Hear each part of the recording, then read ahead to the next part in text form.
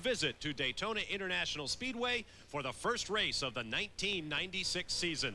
The cars are on the racetrack. Hello again, everyone. I'm Bob Varsha, along with Marty Reed. You know him as an auto racing commentator here on ESPN and ESPN2, but he is also a competitor in IMSA endurance competition. Marty, first visit to the high banks. What's it going to mean to this record turnout? A record crowd of 76 cars with 4 different categories, speed differential of 20 miles an hour. You're going to see a ton of passing by the Grand Sports division. Look out for guys running up on each other and not knowing that they're coming. They better be looking in the mirrors. Right now, they're going through the chicane for the first time. Let's take a look at our lineup. Top 5 in each of our 4 categories. Grand Sports, the biggest, heaviest, fastest cars. Boris Said with a lap at 2 minutes, 8.9 seconds in a Ford. Behind him, nothing but GM products. Cat Teasdale, Craig Conway, Joel Salentic, and Almo Capelli.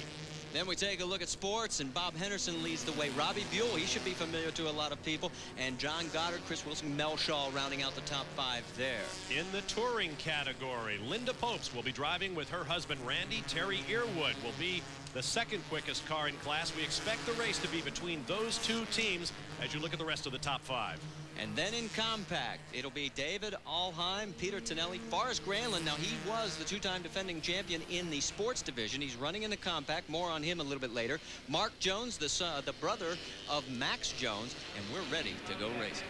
This is endurance racing as it once was. These are cars right off the showroom floor. In fact, they were once known as street stock, and that truly describes them. Off the showroom floor, only slightly modified for racing. The entire field on Toyo tires, shaved to racing tread depth for cooling and traction.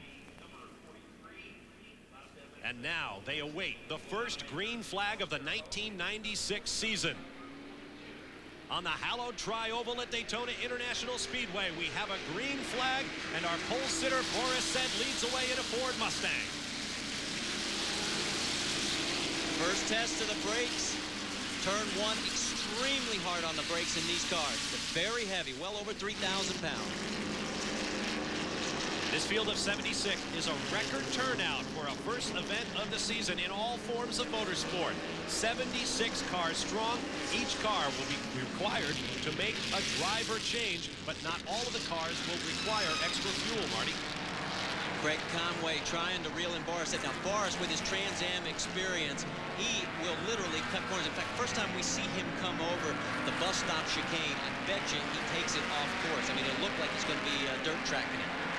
Boris Said, a very aggressive driver. Second-generation star in the Trans Am category, driving for Ford after a long career with Chevrolet.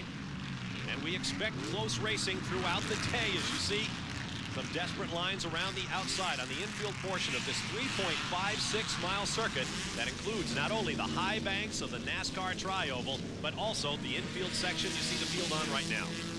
The hardest part about this first lap is if you had a bad qualifying session and you actually are a quicker car, you have to pick your place to get around the slower vehicles. The other thing to remember is the fast guys qualified the car, and they may not be starting the vehicle. In fact, the traditional trend in this series is to put your slower shoe in first. I mentioned the mandatory driver change, but there is no restriction on when you make that driver change. You can do it very early, very late, anytime you like. It'll be interesting to see if anybody hits the pit road this time around as they begin passing down into the chicane. It looks like it's Stu Hayner and John Heinrichs, the black number 33 there. Or check it, it's the 08. That's the Jones-Pridgeon vehicle. That's Joe Vardy at the wheel, and everybody who knows about Joe. And look, he's getting passed on the backside, and that's the 37. I think that's John Heinrichs in that vehicle. Joe Vardy, vastly experienced. I don't know if anybody has put in as many miles in this sort of race car as has Joe Vardy. We've got somebody off. Is that a 46, I believe, on the side of that car? That's the car that Jason Priestley was going to be going into. Now, it looks like he's okay there. That is at the bus stop chicane. And Priestley did not start the car. His co-driver did, Kevin Caffrey from Los Angeles, California. Jason Priestley, of course, star of Beverly Hills 90210. Looks like he went around in the chicane. Just a little bit of overcorrection as he made the sharp right after making the left-hand entry. Yeah, the Bradford you saw in there, that was his alias that they were using, and they kept it under wraps until just 2 hours before today's race, and then they made this big announcement, but everybody knew he was here anyway. Yeah, pretty hard to miss Jason Priestley walking around the pits. tell you what, you look at the front of the pack, and so far, Boris Said is pulling away. Now, the one question mark is, what will the brakes do? Now, there's only 2 big braking zones here, so you've got plenty of time to let them cool down. That is John Heinrichs in the 37, and he is swarming all over that Toyota Supra. Boris Said, the white car going out the bottom of your screen. Or no. Driver of the 37 car is Stu Hainer. So see, they do this all the time. The drivers tell you one thing and then make a last-minute change. It was listed that John Heinrichs would be starting that vehicle, but those are the 2 fast shoes, and that's a Mazda RX-7 that he's going around, not the Toyota Supra. Up on the 31-degree high banks used by the NASCAR Winston Cup stockers on Daytona 500 weekend. The infield portion used in the Rolex 24 Hours of Daytona and in the Daytona 200 by Arai motorcycle race here at DIS. Got a car in the pits. Car number 46. That's the Jason Priestley, Kevin Caffrey car. Let's get down to Jan Bikas. Well, Bob, one of the first things they did on the number 46 machine was go underneath the hood and add some brake fluid. Now you can see with the sledgehammer, they are trying to move back that bodywork to keep from contacting the tire. So multiple problems here. Maybe the brake fluid is what led to the problem. And now, of course, after that contact on the right-hand side, they got to make sure that bodywork doesn't continue to make contact with the tire, because that thing will go flat for sure. He's underway. Okay here now for the number 46 Ford. Now keep in mind, these pit stops are all important. Normally this is a true endurance series with races of 3, 4, 6 hours long. You see the 00 car down on the apron and going very slowly. This is a sprint race to open the 1996 campaign, and any time at all spent in the pits will be very, very difficult to make up.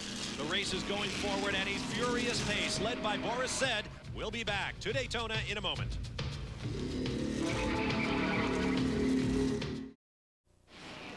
Welcome back to Daytona International Speedway in the opening round of the IMSA Endurance Championship for 1996. There you see our top 4.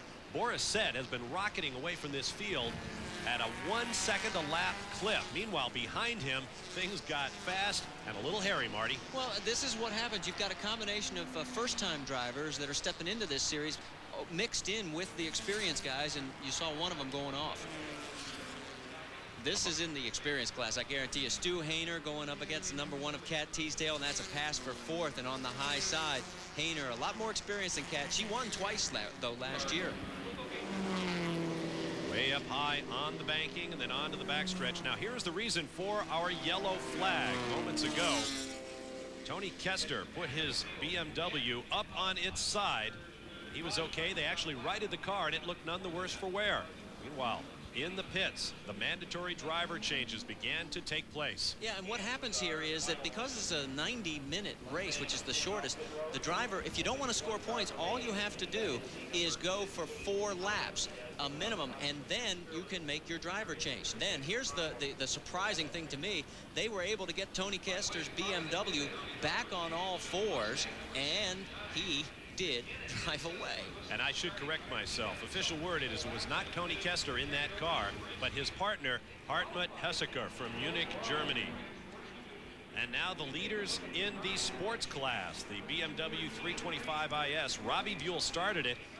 He then gave over under the yellow flag to his teammate, Kyle Schura. Marty, are you surprised that an experienced driver like Buell would get out so soon? Yeah, but Schura is the lead guy on this team, and this is the thing. I think Bill's got more on this. You can go right to the source and ask him. Robbie, short day for you. Well, that was part of our strategy here with the hour-and-a-half race. I'm not going to be doing all the races this year, so I don't need points. But the other driver had to do 4 laps, and that's just what I did today. And Kyle's going to be running for the championship. This is the first yellow. Let's make that swap, because hopefully it'll go green from here on out. Okay, their strategy's underway. They qualified 2nd in the division, guys. Uh-oh, I got to tell you, I just saw somebody pull in the number 3 car, and this is going to be exciting. David Murray is climbing in. This is one of the cars. They got to their fuel window. This is a Pontiac in the Grand Sports division. This is going to be great strategy. Lights are out on the pace car. We expect the green flag next time around. Anybody caught in the pits when the race goes green has made a drastic error. Murray is going to be able to go the distance. He is a former champion in Grand Sports, won it 2 years ago, won the SCCA World Challenge Championship last year. Last leaders at this point, Boris said, as I mentioned, pulling away from the field at a second a lap before this yellow flag closed everybody up. In the sports class, Robbie Buell and Kyle Chura were leading, but they made their driver change and they have dropped back. In the touring class, the Honda Prelude of Mark Hine is now in the lead. And the compact class, it is Dave Allheim in a Nissan 240. There you see the top 4 in our Grand Sports category. The most powerful cars. Boris said, right up front. Be interesting to see if he can pull away the way he did at the initial green flag.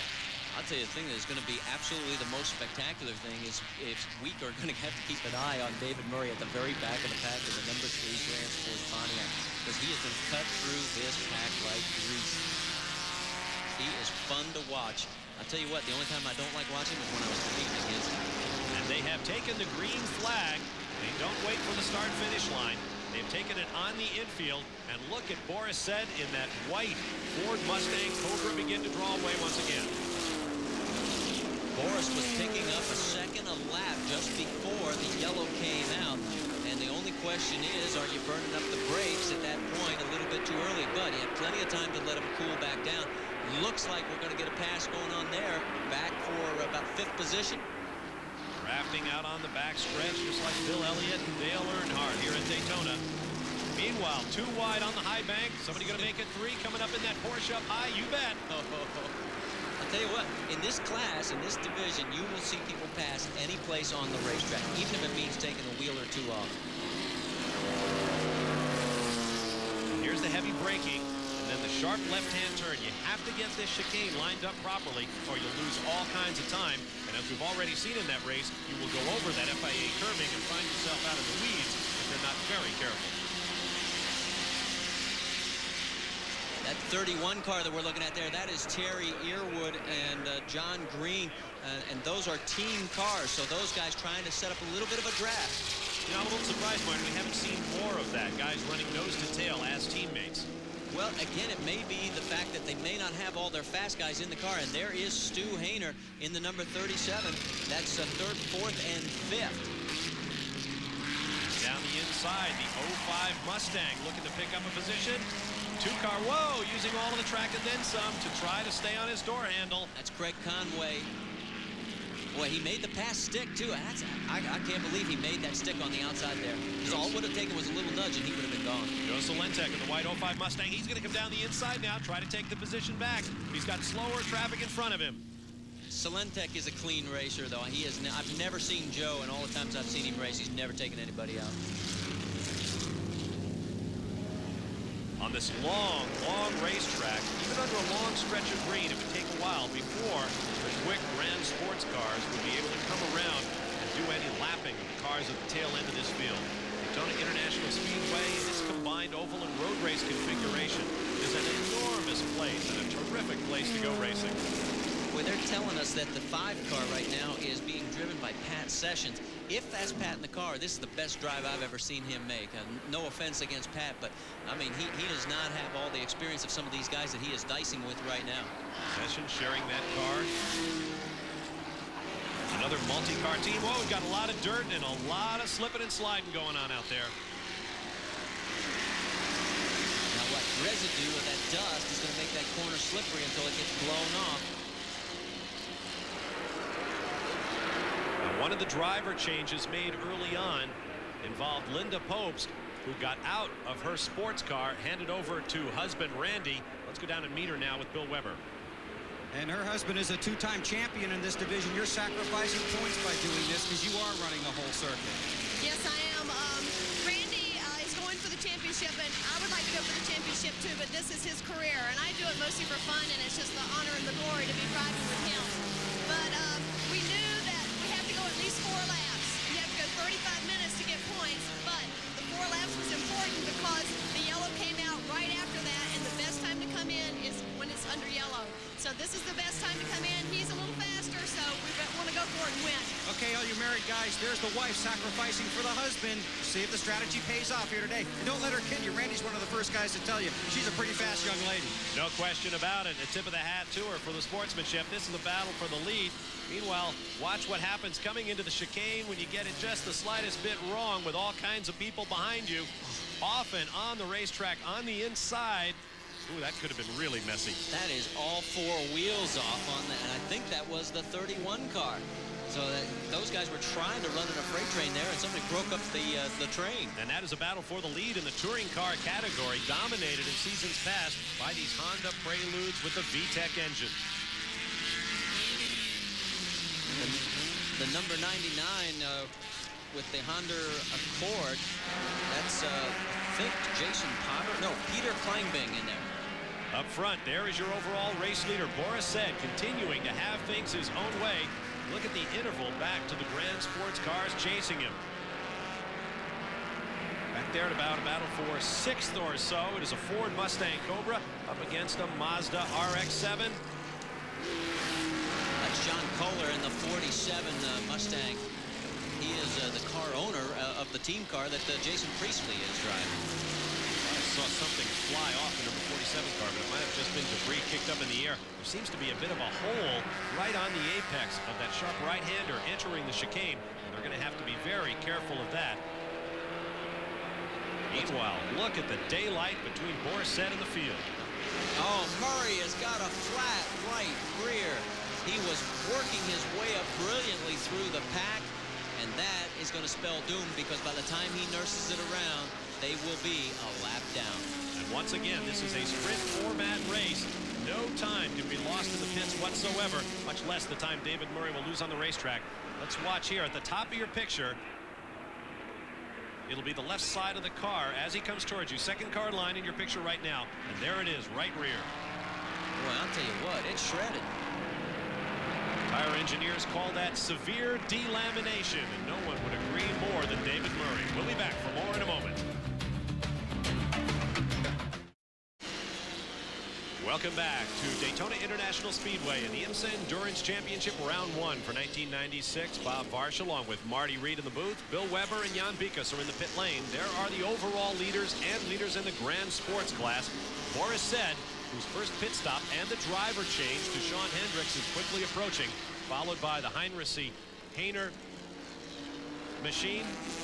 There you see 5th through 8th in Grand Sports. Not much change going on back there. Deeper into the field, all Grand Sports cars until we come to our sports class leader.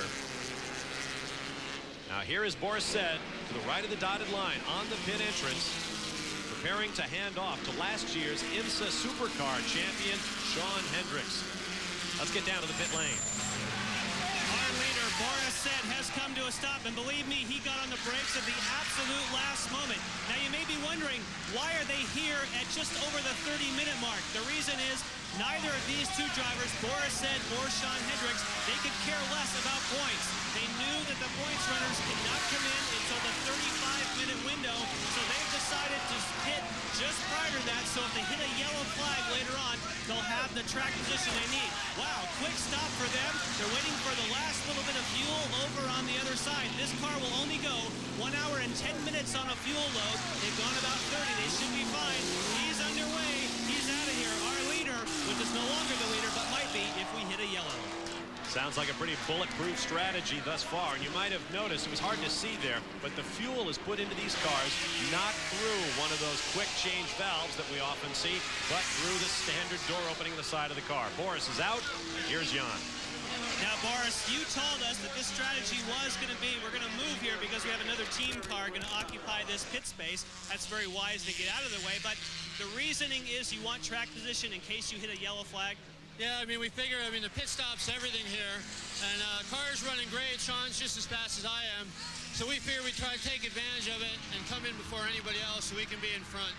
Okay, you can probably hear in the background they're getting a little anxious because there's other cars wanting to come in. Nice job of driving. Thanks a lot. So the number 20 Mustang Cobra is now in the hands of Sean Hendricks from Easley, South Carolina, just south of Greenville. They will be making their way back to the front. Nothing would please them more than a yellow flag.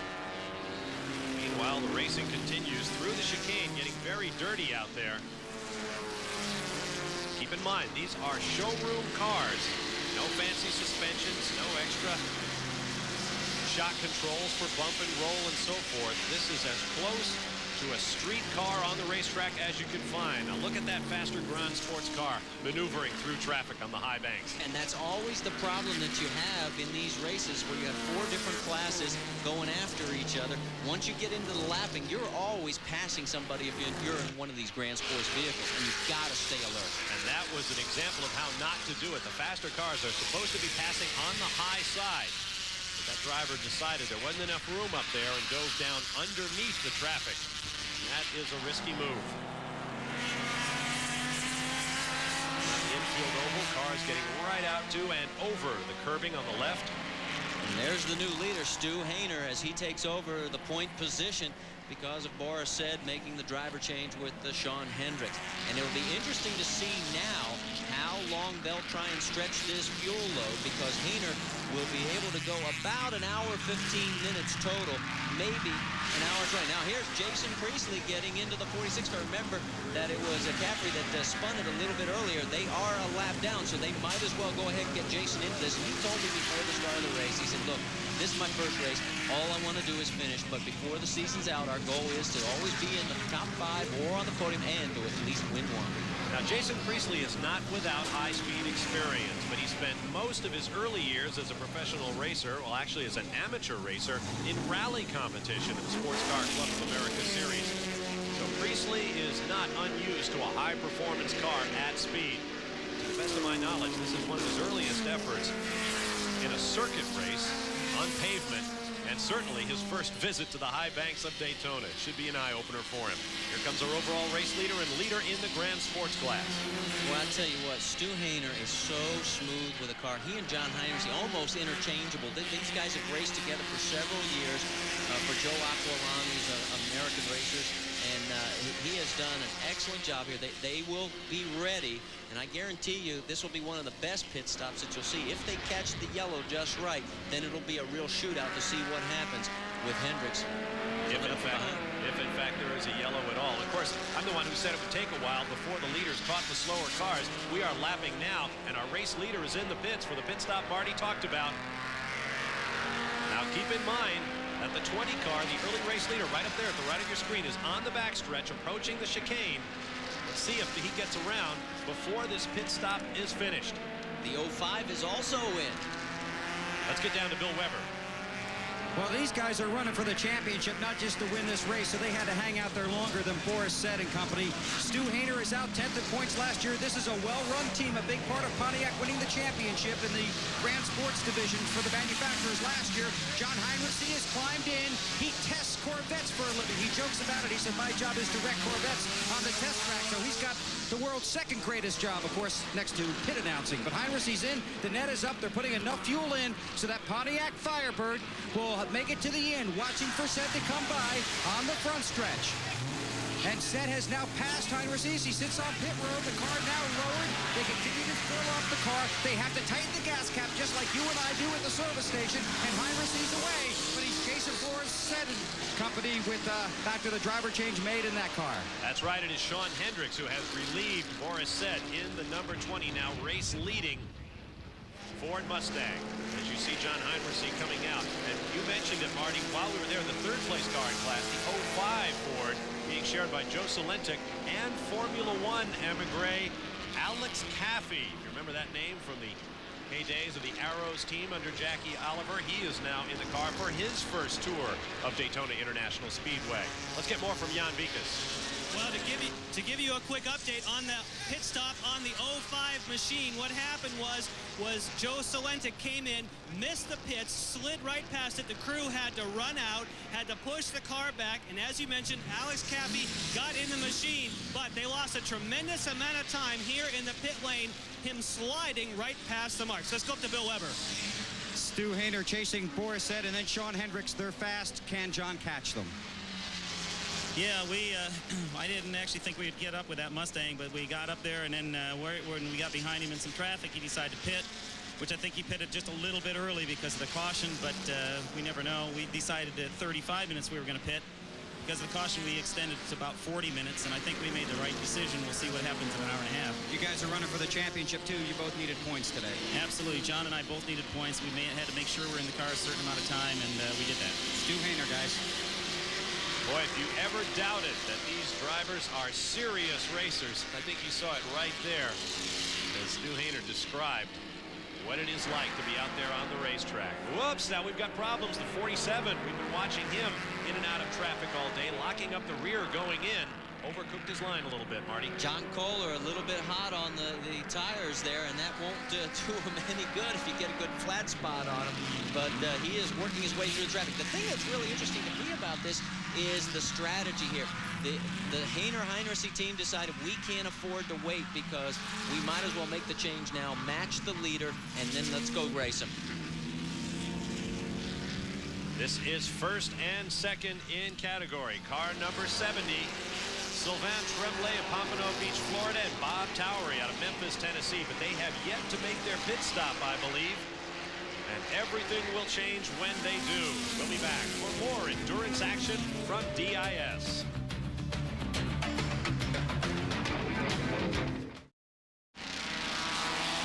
We are back at Daytona International Speedway, where our leader is Sylvain Tremblay in a Mazda RX-7, leading the Mustang Cobra of John Kohler. As the mandatory pit stops continue in this race, and we expect shortly to see the number 20 right there in fifth spot. Shawn Hendricks behind the wheel right now, moving up. And when the pit stops are complete, if their plan goes properly, Shawn Hendricks will be in the lead. But right now, that lead belongs to this car, number 70, a Mazda RX-7 Turbo being driven by Sylvain Tremblay from Pompano Beach, Florida. There's the second place car just behind. That is John Kohler from Bradford, Pennsylvania, in a Mustang Cobra R. John looks like he's having a little bit of a handful with the car right now. Now there's fourth and fifth. And the fifth place car, the number 20, is the one that we've been keeping our eye on. Shawn Hendricks, the defending supercar champion in IMSA competition. And as Boris said, told us he's just as good as I am, which brings fear to every other driver out here. Ooh, look out, he got into him. Trying to dodge underneath the slower traffic. One car rear ends another. And off track goes Shawn Hendricks. His race, as well as that of Boris said, is now finished. As it is for the number 11 car, John Quick and Brian Cunningham,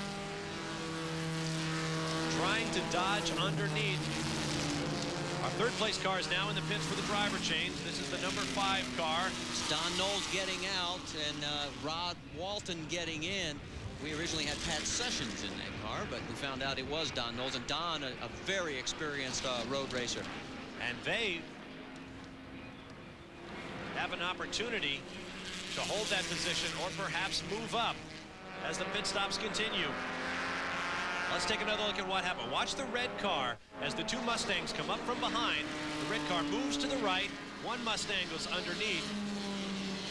And the second Mustang, looks like he just left his braking way too late, Marty. I'll tell you what, it looked like he got short brake on the number 11 car with John Quick, and that's the Brian Cunningham and Brian Hood team, and there is what's left of the 20 car. So what a tough break for those guys. But as we said, you've got to keep your eyes open in this series because that's what happens. Oh, Jason Priestley is in trouble. He is stopped on the side of the course. And there is Rob Walton going back out in the number 5 car. Looks like Priestley's race is done, so it doesn't look like he's going to reach his goal of making it. There's Shawn Hendricks out of the car. We mentioned earlier that the Jason Priestley car was having problems with brake fluid. It looks like their woes are now terminal, as they are for Shawn Hendricks. Well, this opens the door for several teams, and there is Jason Priestley, and not very happy, I'm sure, with the demise of his number 46 Ford Mustang. When you get an opportunity to drive at a place like Daytona International Speedway, you don't want to have your stint behind the wheel cut short. We're 51 minutes. Now we have a full course yellow all the way around, and as it happens, car number 47, the second place car of Kohler and Smith, is now in, and there you see it. Well, could be a very good sign for the 70 car, because what they're going to be able to do, if they can get around quickly before the pace car gets out, they can make their stop. But it looks like the pace car may have picked him up. I'm looking on the far side of the race course. Yes, the pace car is going to pick him up. So this is really not going to help him as much as if he could have ducked into the pit right before as the yellow was coming up. So this one now is going to hurt him, because he is going to be picked up at the leader. It's going to help the 47 team. It's going to help the 5 team. It's going to help everybody else that was already made their driver change, because now when he comes back out, he's going to be at the back end of the cycle. And the 47 car right there is virtually the only car in pit lane. So they have timed it absolutely to perfection. So we have a full course caution while they clean up the debris of that big accident back in the chicane involving 2 of the Mustangs, including the early race leader being shared by Boris Said and Sean Hendricks. There you see the Said Hendricks Mustang parked up against the fence. We'll take this opportunity for a timeout and return in a moment. Back at Daytona International Speedway in the opening event of the International Motorsports Endurance Championship for street stock cars in 1996. Bob Barsham, Marty Reed with you. We are under a full course caution, and this is the reason. Watch the 3rd car in line, a white Ford Mustang, closing at a tremendous rate as they begin to brake for the chicane. I'm wondering if Sean Hendricks just lost his brakes. Look at this. He's not slowing down. I don't think he had any brakes. And he used the 11 car as a punching bag, and unfortunately the 44 car gets swept up in it as well. Unreal. Just that quickly, a great day just turns to dirt. Sean Hendricks is now a spectator, having climbed out okay. There you see the 1995 IMSA Supercar champion. Tough moment for him. He and Boris Said had their race going just fine. And when the yellow came out, this car, the race leader, was caught out. They made their pit stop very late, Mark. And Sylvain Tremblay did not know how the series works. This is his first time that he was racing in this car and this team, and he got caught out, went all the way around. He's going to be back at the back. Now, another team that did take advantage of it was the 47 John Kohler, Gary Smith team. Smith's now in it, and they are only 7 cars in position. 7 cars separate them from the actual race leader, which is now the number 37 of John Heinrichs. It's going to be a great restart with all of the top cars bunched together. Now let's get down to Jan Bikas in the pit lane. Well, Bob, first an update as far as the 70 machine. They came in at first, they were saying, well, we're going to pit in a couple laps. Then they said, well, you know, we think there's going to be a full course caution, so we're going to wait for the caution. Well, just like Marty was talking about, I think they miscalculated, got caught behind the pace car, so maybe some inexperience there cost them. Initially, they were excited about a full course caution. Now it's put them way back. Now, let's talk about the cause of the caution. You drove car number 20 previous. There was some radio communication. We thought maybe you drove the car real hard. We wondered if it had brakes. Did it feel like it did when you came in? Yeah, I mean, the car was perfect. It, you know, we had a plan and to pit first and get out first, and if it all worked out, we would have been leading right now. But I think it just got tangled up in traffic. What was his report? I mean, I know he's radioed to the crew. Was it his mistake, or was there a mechanical problem? It's a little early. I don't really know. There wasn't a mechanical problem. I think it was just a slight pilot miscalculation. Those braking points are important in traffic, I know. That's right. When you use other cars to brake, it kind of hurts you. But hopefully we have a second car, and if it can, it's only 1 place behind the leader, so maybe it'll still be the first Ford win this weekend. All right, thanks, Boris. Thanks. And as you can see, it deranged the left front wheel on Sean Hendricks' Ford Mustang. No way he could have continued. Lights are still on the pace car. We'll be right back.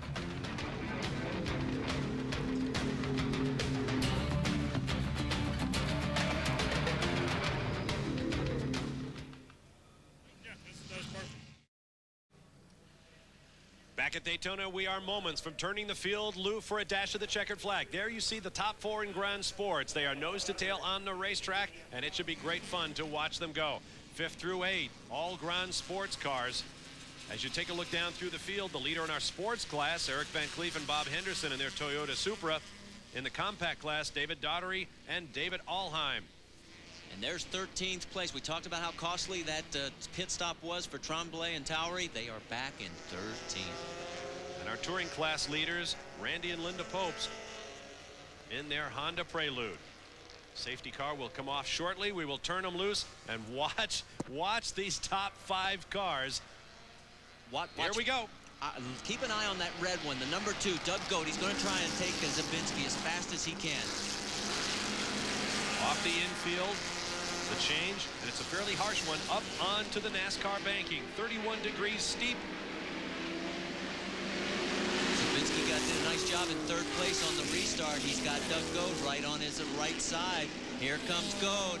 I tell you, Doug Goat, when it comes to the final 20 minutes of a race, he becomes absolutely ruthless. I mean, he's not dirty or anything, but he will not give you an inch. He will take everything he can from you. And he gets the position. He is into 3rd as they dive into the chicane. Right behind Zabinski now is Goat's partner in the number 1 car, defending champion Andy Pilgrim. Wouldn't take too long, I don't think, for Andy to get around Zabinski either. Are you surprised we're not seeing more drafting, Marty? Well, I think if Andy could have gotten around with Doug Goat at that very time, but there you see, there's a bit of drafting. The 47 car of Gary Smith, he's going to tuck in right underneath Andy Pilgrim, and the 2 of them will go faster. And poor Ed Zabinski, he's hung out to dry. Meanwhile, Doug Goat is trying to claw his way up to the front 2 cars. Oh, we have a spin down in turn 1. Look out, Gary. Oh, he didn't miss the wall. He caught that front wall. And he is right smack in the middle of turns 1 and 2 with a lot of traffic bearing down on him, and the yellow flag is out. Fortunately, most of the field will see that yellow flag at the flag stand before they get down into that corner. You see, he was able to get the car off the track. Boy, he had a great race going. John Kohler put the car in a winning position. Gary came out and unfortunately just got a little too hot into that turn 1. Easy to do when you're racing door handle to door handle with some evenly matched cars. Here's another look. One thing you may remember, he was drafting here, so you're actually going quicker. He might not have realized just how much faster he was going. Ooh, and he just caught the end of the concrete. If he misses that, he'd still be in the race. Absolutely. On this wet grass, the cars don't slow down well, but it is soft and easy to keep the car in one piece. There you see it again, just flipping it and breaking the right front suspension.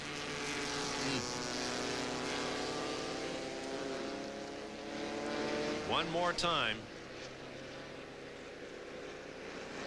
I guess he did not touch the car in front of him. No, he did not hit Andy Pilgrim at all. And again, it might be one of those situations where he was following Andy so tightly, he missed his brake point, and he was going so fast. So very close. So John Kohler and Gary Smith are now out of the race. That will shuffle the order slightly, and we will have yet another restart. Stay with us.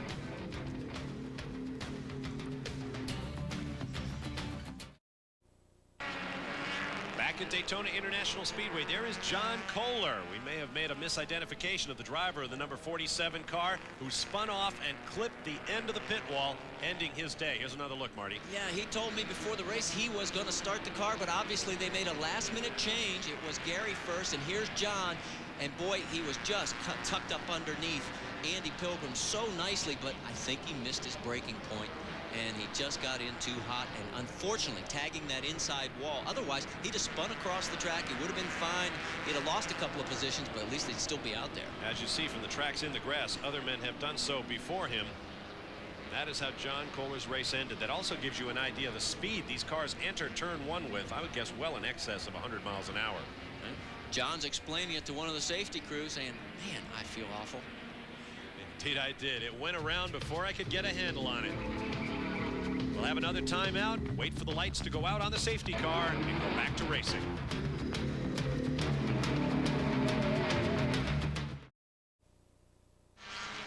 Back at Daytona International Speedway, the safety car pulls off the track and the field is turned loose. And the waning moments of the opening round in the IMSA Endurance Championship for 1996.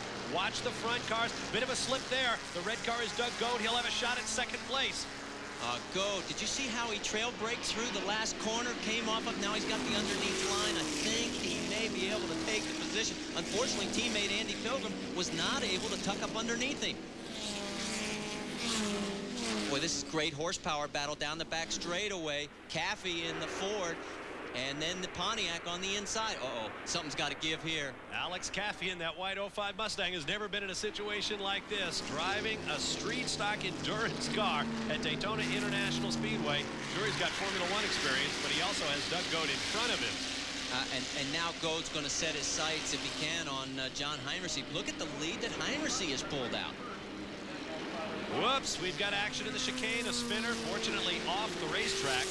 That will not bring out a full course caution. They will not want to stop this race so close to the end. Boy, Caffey's tucked up right underneath Doug Gode. So Alex Caffey from Italy, who has spent much of his recent racing years in what is called super touring cars in Italy. Very high-powered street cars, but more racing-oriented in their construction than these cars, which are essentially showroom stock examples with roll cages and so forth added for safety before they are raced. You see how much room Doug Gode pulled up under on John Heinrichs in the infield section. His car has got the better handling right now in the infield, and it looks like the horsepower. Look at how wide Heinrichs' car's got. I'm wondering if his tires may be going away. But yet on the straightaways, Heinrichs is able to draw away from Gode, and Caffey comes right up onto Gode's rear bumper. There's the leader in the sports class. Car number 84 being shared by Eric Van Cleef and Bob Henderson. I believe it's Van Cleef in the car right now. No, it's Henderson. Being trailed by Gary Davis. Davis well behind at this point. So Henderson will simply have to keep it on the track and keep pumping along. Meanwhile, up front, Heinrichs with about a 6 or 8 car advantage over Gode as they go up onto the banking another time. Word from the pits, they've checked with the team. Heinrichs saying the tires are fine. Andy Pilgrim doesn't seem to be able to pull him to these guys on the high bank oval. He falls back there in fourth spot. Of the 76 cars that started the race, 67 are still running. Here comes Caffey on the inside. Gonna try Gode under braking. Gode turns in, takes all of the racetrack, takes a hit, and slides off. Caffey holds onto the racetrack. Gode never lifts out of it, but drops to fourth. What I tell you about how ruthless he is, he did not give up the corner. He didn't care if it took him off, and I'm telling you, he is amazing under pressure. Well, I'm sure he's having a conversation with himself right now and probably turning a thought in Alex Caffey's direction. Let's take another look and watch Doug Gode. He will not break here. I mean, look at this. He's not giving the corner up at all. I'm surprised Caffey didn't come off as well. And look at the rooster tail. Man, he just hammered it, and all he does is lose one position, two positions. Two positions. Well, now it's going to be up to Andy Pilgrim to carry the team colors, and it looks like he's closing down on Caffey. But in the meantime, while those guys are dicing, there goes the 37 of John Heinrichs. He's loving it. He says, go ahead, beat on each other, guys. We'll be back to wrap things up. The run to the checkered flag in a most entertaining race here at Daytona, coming your way in just a moment.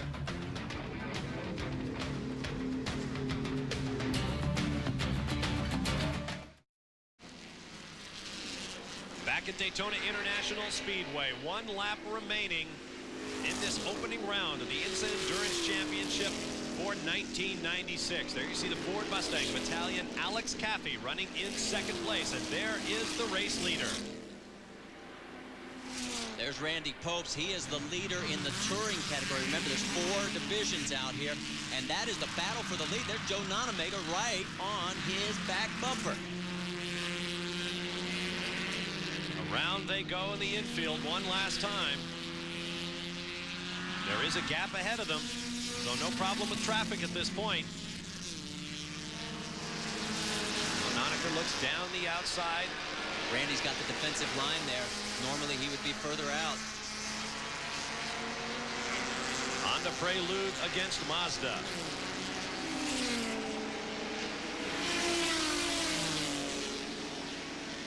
Action up on the high banks as the leaders take the white flag. 1 lap remaining. Back to this touring battle. And there is John Heinrichs. Right now, this is his race. I mean, there's no way the other 2 can catch him unless he makes a major mistake.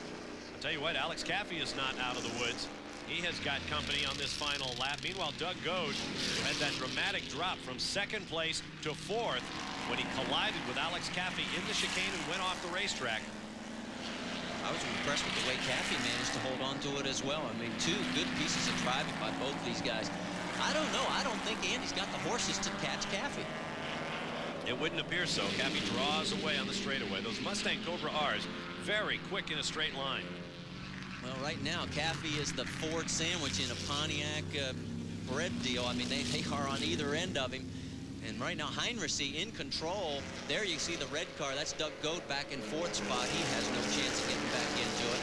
Nice thing about watching these cars race in close to street configuration, when the drivers get on the brakes, you see the front of the car dip.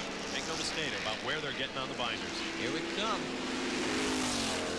We can tell you update that Nonamaker did get around Randy Popes, so he's got a little more than a lap, and there it is. There's the battle.